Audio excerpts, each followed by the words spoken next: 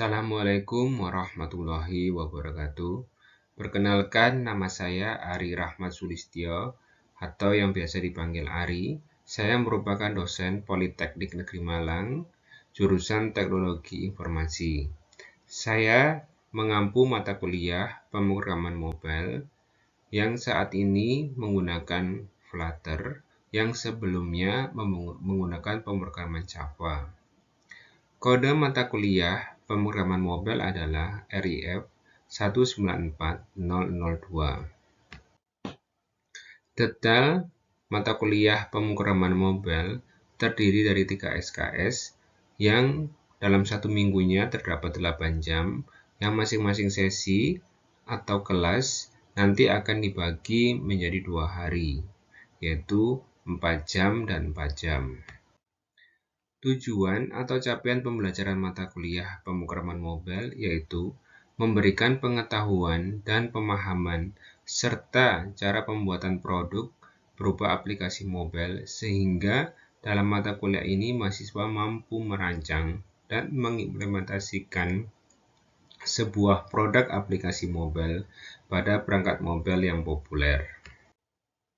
Silabus mata kuliah pemrograman mobile adalah yang pertama introduction atau pengenalan, yang selanjutnya mahasiswa akan belajar dasar pemrograman mobile Flutter 1, dasar pemrograman Flutter 2. Pada subbahasan ini, mahasiswa juga akan mengenal pemrograman Dart yang digunakan pada framework Flutter.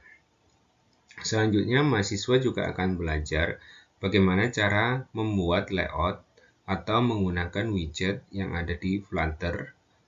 Selanjutnya, mahasiswa akan dievaluasi pada kuis 1. Selanjutnya, setelah dievaluasi sehingga diketahui kemampuan atau capaian serapan yang sudah dikuasai mahasiswa, akan diperbaiki pada pertemuan berikutnya. Tetapi mahasiswa juga akan ditambah pengetahuannya atau teorinya, yaitu untuk belajar navigasi dan multiple screen dengan Flutter, sehingga mahasiswa mampu membuat tampilan yang dapat digunakan pada berbagai macam ukuran layar. Kemudian mahasiswa juga akan belajar state management dan cara mengelola input dari user. Selanjutnya, mahasiswa akan dievaluasi pada UTS dalam bentuk wawancara untuk mengetahui pemahaman siswa dari minggu 1 sampai minggu ke-7. Setelah UTS, mahasiswa akan belajar HTTP request, user authentication, dan animasi 1 dan 2. Pada subbahasan ini, mahasiswa akan belajar bagaimana cara membuat aplikasi yang dapat berkoneksi atau berinteraksi dengan server, bertukar data dengan server. Selanjutnya, mahasiswa akan belajar native device feature, yaitu fitur-fitur yang ada di native yang akan dapat dimanfaatkan dengan menggunakan Flutter. Selanjutnya, mahasiswa akan dievaluasi pada kuis 2. Selanjutnya, setelah kuis 2, mahasiswa akan mengerjakan proyek selama 3 minggu secara berkelompok. Selanjutnya, mahasiswa akan dievaluasi pada UAS, yaitu dengan mempresentasikan hasil dari kerja kelompok yang sudah dilaksanakan selama 3 minggu. Penilaian pada mata kuliah pemrograman mobile yaitu 2 kali kuis, yang masing-masing kuisnya terdiri dari 10%. Kemudian tugas yang totalnya adalah 30%, UTS yang presentasinya adalah 25%, kemudian UAS yang presentasinya adalah 25% dengan presentasi yang sudah dengan proyek yang sudah pernah dikerjakan selama 3 minggu. Metode perkuliahan pemrograman mobile terdiri dari ceramah, yaitu paparan yang dilakukan oleh dosen, kemudian diskusi dosen dengan mahasiswa atau antar mahasiswa, tanya jawab, praktikum, dan GitHub. Pada mata kuliah pemrograman mobile ini akan menggunakan GitHub sebagai repositori atau tempat mengumpulkan project atau job sheet, sebagai dokumentasi dan sebagai pembelajaran kepada siswa, karena GitHub digunakan di dunia industri. Selanjutnya, mata kuliah pemrograman mobil ini juga menggunakan e-learning berupa learning management system yang dimiliki oleh Polinema yang dapat diakses pada halaman berikut dengan password 12345 sebagai guest. Akan tetapi, sebagai mahasiswa Polinema, kalian dapat login menggunakan username dan password yang sudah kalian setting. Berikut adalah tampilan sekilas tentang LMS. Mahasiswa akan melakukan presensi di LMS, mahasiswa akan mendownload dan mengupload tugas di LMS juga. Job sheet juga dapat didownload di LMS. Mahasiswa juga dapat berdiskusi di forum yang ada di LMS ataupun dapat berdiskusi di WA Group mata kuliah pemrograman mobil. Metode pembelajaran pemrograman mobil adalah kolaboratif, yaitu antar siswa, eksperimen, yaitu percobaan yang dilakukan siswa berdasarkan teori yang sudah didapat melalui paparan, ceramah, ataupun di job sheet. Kemudian metode diskusi, metode pembelajaran berbasis proyek, project based learning, yaitu berdasarkan project atau aplikasi atau goal yang akan dibuat oleh siswa.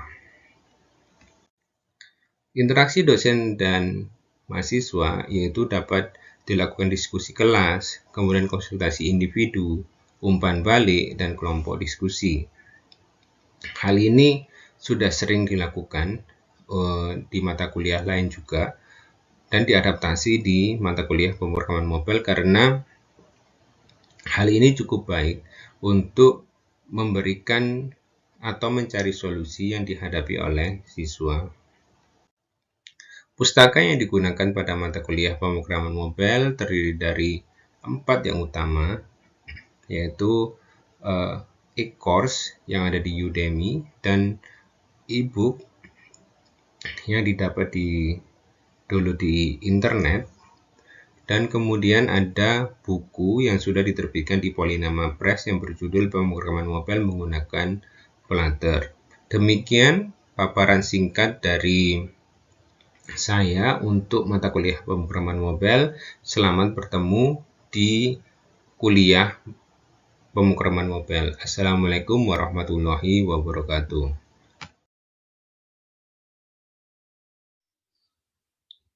Oke, saya buka saja. Assalamualaikum warahmatullahi wabarakatuh.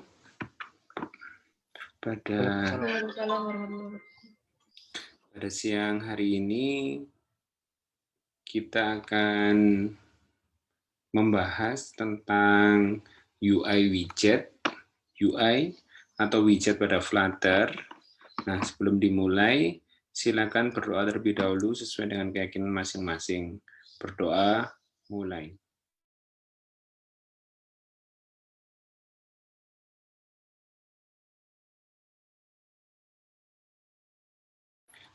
Selesai. Oke, saya mulai presentasinya. Oke. Oh, saya presentasi dulu aja.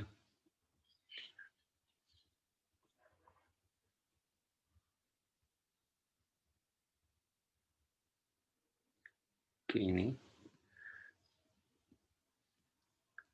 Tanggal 17 Februari. Ade Maria. Hadir, Pak. Sudah. Ini sudah menyalakan kamera kah, Ade? Belum, Pak, masih pakai jilbab. Oke.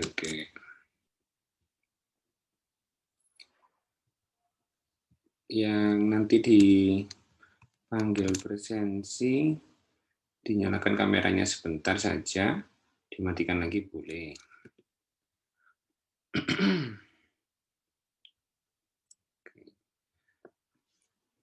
Adinda Nurul Iza. Hadir, Pak. Oke.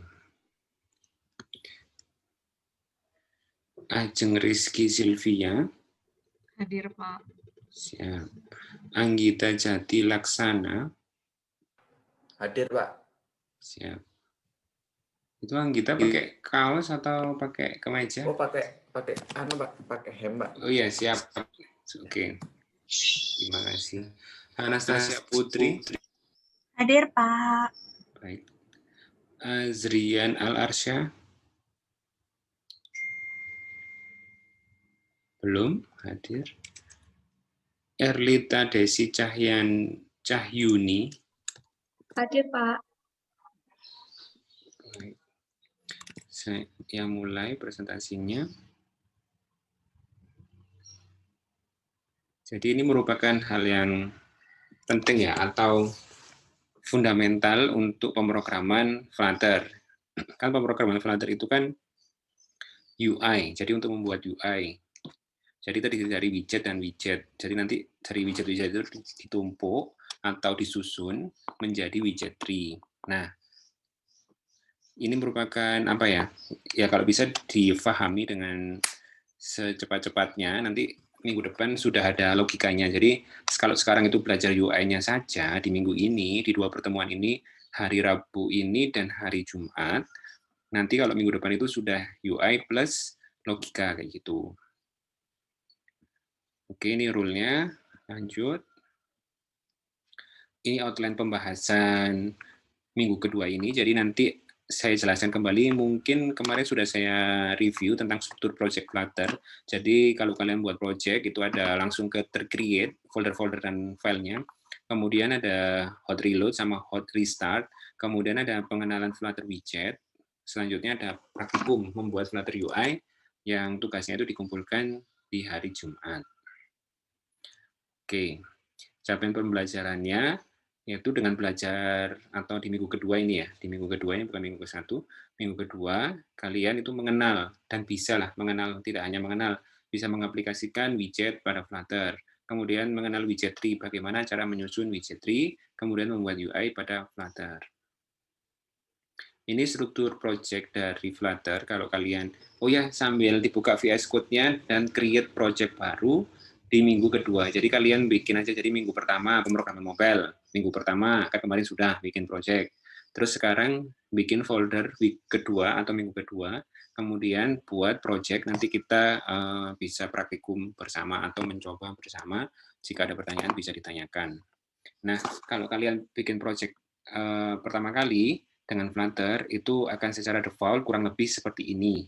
Ada .dart tool, ini, .dart tool ini adalah setting untuk Dart language, idea, ini settingan dari Android Studio, kemudian Android dan iOS ini adalah project standar untuk pengembangan Android dan iOS.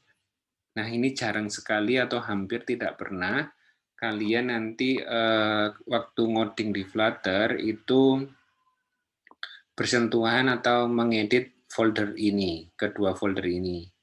Bisa aja sih diedit, nanti kalau dari dokumentasi yang saya baca, itu nanti Flutter SDK akan menggabungkan yang ada di lib sini dengan yang sesuai di sini Android sama iOS. Ada settingan khusus enggak?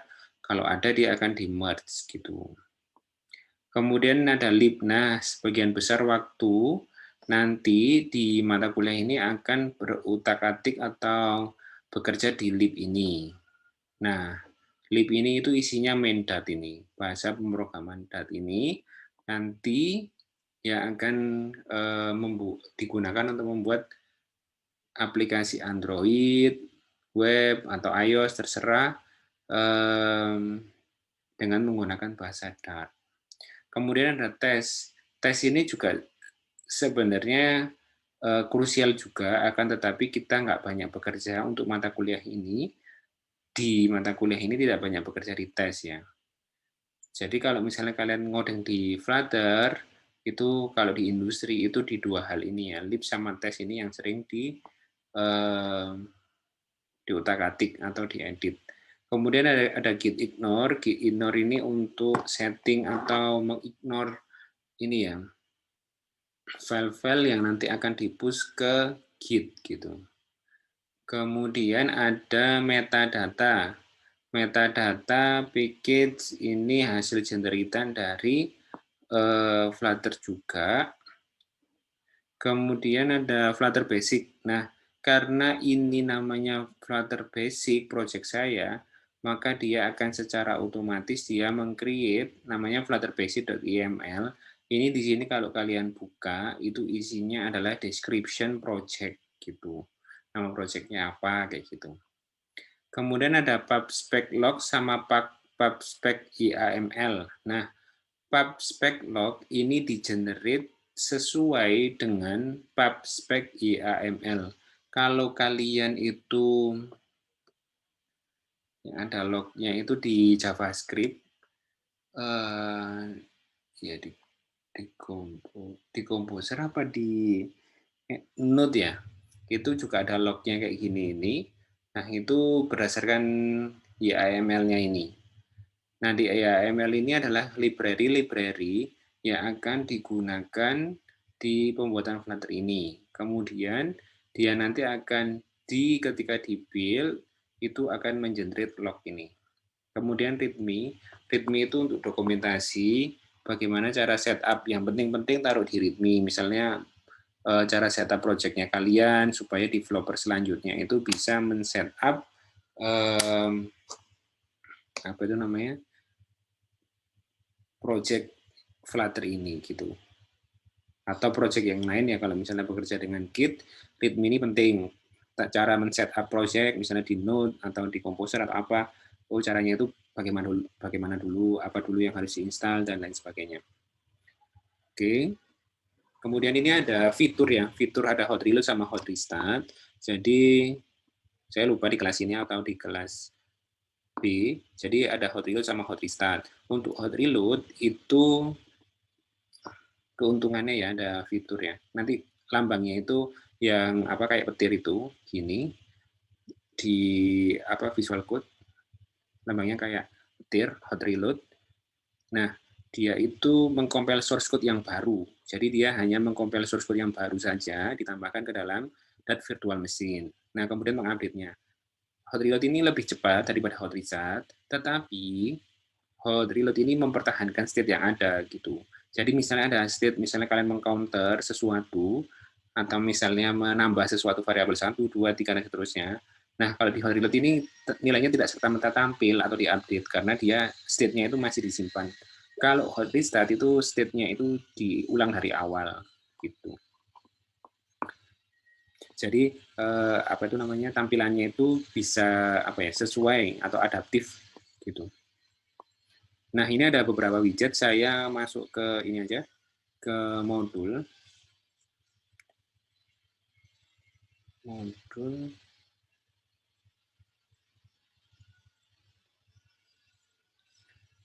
Nah ini modulnya. Jadi ini sebentar. Oh ya betul. Kok jadi bab 1 ya? Harusnya ya oke. Jadi ini tadi sudah saya jelaskan. Kemudian lib sudah, ada hot reload, ada hot restart sudah. Kemudian kalau kalian ngoding di Flutter, itu ada namanya import statement. Import statement itu untuk mengimport library yang dibutuhkan atau mengimport kelas yang dibutuhkan gitu. Hampir sama kayak di JavaScript pakai import, kalau di Python juga pakai import, ya import juga. Ya Java ya import, ya sama kata kuncinya import. Kemudian ada main function, main functionnya seperti ini. Itu ada void main run app my app. Nah ini di sini adalah untuk men-setup di sini ini kalau my app berarti my app ini yang akan di run pertama kali atau kelas yang di run pertama kali oleh Flutter gitu. Kemudian ada stateless widget sama stateful widget gitu. Kalau stateless widget itu bersifat statis ini. Stateless widget itu bersifat statis. Kalau stateful widget itu bersifat dinamis. Jadi kalau kalian mau ada apa ya variabel yang selalu berubah real time itu kalian taruh di stateful widget bukan di stateless widget. Kalau di stateless widget sebenarnya dia berubah akan tetapi tidak langsung muncul di UI gitu. Oke, ini sudah masuk ke widget. Widget itu ada banyak sekali, tidak terbatas yang ada di jobsheet ini, kalian bisa lihat di link ini. Documentation dari Flutter, UI widget ini banyak sekali, mulai dari teks ya, saya review aja. Teks untuk menampilkan teks seperti ini, image untuk menampilkan image seperti ini, kemudian material desain iOS Cupertino. Jadi untuk di iOS itu bisa kalian pakai Cupertino, maksudnya supaya tampilannya itu sesuai dengan tema yang di iOS gitu. Ya bisa juga sih pakai button ada Cupertino button, ada button biasa. Kalau button biasa tampilannya nanti seperti nggak sesuai lah dengan temanya iOS gitu. Kalau Cupertino button nanti tampilannya sesuai dengan natifnya gitu. Tampilannya kan kayak gini nih iOS itu. Ini ada dia apa tuh progress bar ya. Ini Cupertino buttonnya itu nggak ada bordernya kayak gitu. Langsung contoh button. Oke lanjut, terus ada button. Kalau button biasa pakai seperti ini floating button yang di apa itu namanya? Jempol. Kemudian ada scaffold. Scaffold ini untuk mengatur tata letak. Jadi misalnya ada ebar, ada body itu. Ebar itu yang atas sini, body itu yang sini, yang di bawahnya ebar. Oke lanjut. Kemudian ada dialog. Dialog itu seperti ini. Ini alert dialog. Dialog itu ada banyak sekali. Ada banyak alert dialog, simple dialog gitu. Ada 2. Kemudian input selection widget. Input selection widget ini ada beberapa, ada checkbox, ada radio button, slider, pokoknya yang bisa menerima input gitu. Nah, ini contohnya adalah text field gini ya, text field. Oke, lanjut. Kemudian di time picker untuk mengambil apa namanya tanggal. Ini source code-nya bisa kalian copy, kemudian kalian taruh di source VS Code, itu insya Allah sudah bisa run. Kemudian ada container. Nah, container ini untuk mengatur atau menampung berbagai macam fungsi objek gitu. Jadi di kontainer ini contohnya mana kontainer? Ini scaffold, material. Oh, ini child-nya ya. Oh, ini kontainer. Nah, kontainer jadi kalau kontainer itu punya single child, tapi di dalam kontainer itu bisa punya child lagi kayak gitu. Nantilah kita coba bersama, kemudian ada property alignment dan lain sebagainya. Bahkan di kontainer itu ada decoration. Nah, transform ini untuk muter itu atau melakukan rotasi. Ada juga seperti itu. Kemudian ada decoration. Di kontainer ada decoration, misalnya kalau mau ngasih apa itu namanya bordernya mau melengkung, ini border radius sirkularnya seperti itu. Kemudian ada row sama kolom. Nah, ini juga akan sering digunakan. Kalau kolom itu untuk mengatur secara vertikal. Ini main aksisnya ke bawah, cross aksisnya ke kanan. Nah, kalau row itu untuk mengatur horizontal gitu. Lanjut, itu contohnya. Stack, kalau stack ini untuk numpuk. Jadi yang paling atas ini kan satu. Nah, ini itu akan ditaruh di bawah, paling bawah. Kemudian 2 itu di atas setelahnya yang pertama, itu di layer kedua, di layer ketiga. Nah, semakin di source code-nya semakin ke bawah, dia sebenarnya di paling atas. Itu untuk stack. Kemudian ada terakhir list view ya. List view ini untuk grid view belum. List view untuk ini menampilkan list secara atau data-data berita itu bisa ditampilkan di list, bisa di-scroll. List view sama grid view itu sama-sama menyediakan scroll. Jadi kalau misalnya datanya itu melebihi dari tampilan, dia akan secara otomatis itu menyediakan scroll. Nah, nanti di akhir praktikum kalian ada tuh di akhir subsidi ini nanti ada tugas kalian membuat tampilan seperti ini. Gitu. Sampai sini apakah ada yang ditanyakan? Saya izin bertanya, Pak. Silakan. Siapa? Yoga, Pak. Ya. Mau tanya itu yang grid view itu, Pak. Kemarin saya sempat nyoba untuk mengerjakan itu tugas. Grid view itu nggak bisa ditaruh di child ya, Pak? Grid view tidak bisa ditaruh di child. Oh, sebentar. Jadi coba di kemarin ketika tapi sudah saya ganti, Pak. Soalnya kemarin pas di compile itu nggak muncul apa-apa. perlu kalau misalnya ini saya beberapa ini ada yang kendala seperti itu bisa pakai expanded terus dalamnya ada grid view-nya atau grid view-nya itu memang salah gitu, jadi makanya tadi coba saya lihat dulu gitu, bisa ditaruh di dalamnya chart, intinya itu sih bisa. Jadi pakai itu ya Pak ya, kayak expanded gitu ya? Iya, saya pernah baca pakai expanded. Kalau nggak pakai expanded, itu tadi masalahnya di mana dulu. Jadi makanya tadi ingin lihat source-nya dulu. Iya, habis ini saya coba lagi Pak. Oke, kalau ada pertanyaan lagi, kalau tidak. Flex ini karena di Flex ini kan menghabiskan atau memenuhi seluruh layar yang tersisa ya. Siapa ya tadi? Yoga ya. Berarti kalau ini jangan pakai Flex, mana sih tadi? Grid view ini kan, grid view anaknya itu kontainer 2 sama yang ketiga. Ini udah tampil semua ya. Piki bilang wasit ada, untungkan itu. Nah, terus yang ini, oh ini cuma ini aja. Jadi muncul ya sebenarnya sudah ya Yoga ya. Jadi ditambah itu tadi apa ya? Iya.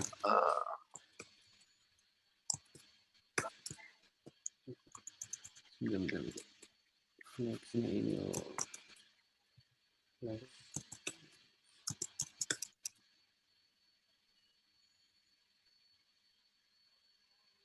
Supaya disampai. Oh, kena ini. Sudah.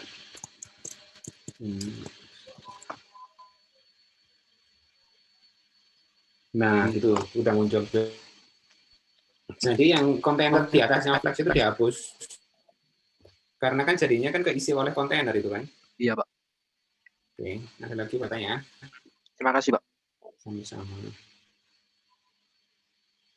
Jadi diisi, ini dirapikan ya, jangan terlalu panjang gini ya, saya juga susah ya, sudah 100, memang nggak kerasa memang bikinnya, 200 sekian kan, tiba-tiba sudah 200 saja kan, ini pakai aja kan, sebenarnya pakai aja, tapi jadinya susah dibaca ini, itu anaknya siapa gitu kan, akan lebih baik kalau dipisah-pisah, misalnya berbagian ini kan, berbagian ini satu kelas gitu, bisa. Terus image tag-nya satu kelas gitu, supaya nggak susah untuk dibaca atau dipahami. Ini mau scroll anaknya siapa, childnya siapa kan harus diginikan dulu, ini dalamnya mana, tutupnya gitu. Sampai sini ada pertanyaan lagi?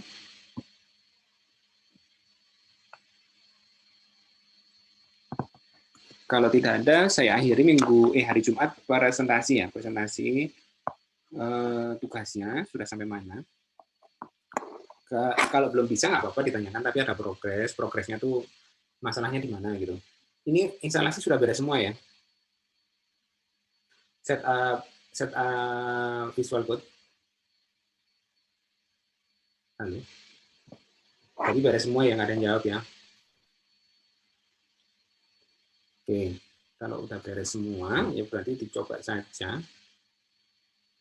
Sampai ketemu di hari Jumat. Sudah kuliahnya saya akhiri. Terima kasih atas perhatiannya. Mohon maaf atas kekurangannya. Assalamualaikum warahmatullahi wabarakatuh. Waalaikumsalam warahmatullahi wabarakatuh. Terima kasih Pak.